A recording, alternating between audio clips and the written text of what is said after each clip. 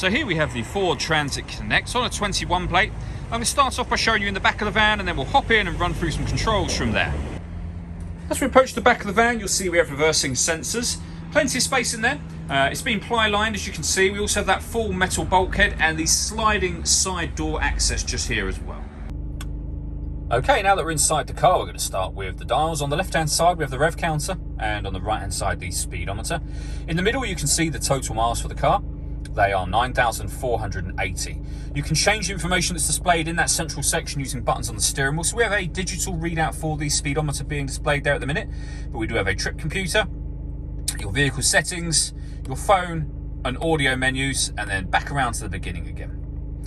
Beneath that we have the fuel gauge, the cooling temperature gauge, and it will show you what gear this van is. It's an automatic, so we're in park at the moment.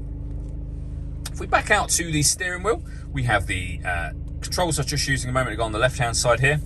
Stereo controls on the right. And down here, cruise control and speed limiter. This button starts and stops the engine. All you need to do is make sure the key is in the van with you. And then over in the center, we have the radio for the vehicle. So pressing that button there will show you the different radio bands that are available to you. So we have AM, FM and DAB, as you can see. We can listen to our own music as well. We can do that via Bluetooth audio. Once we pair the phone, which is done just here, use this dial and you'll be able to highlight and add a new device from there. Working our way down, we then have the air conditioning. If I move the gear lever out the way for a moment, we can adjust the fan speed, temperature and the direction of the air. When you're happy with those settings, this button turns your air conditioning off or back on.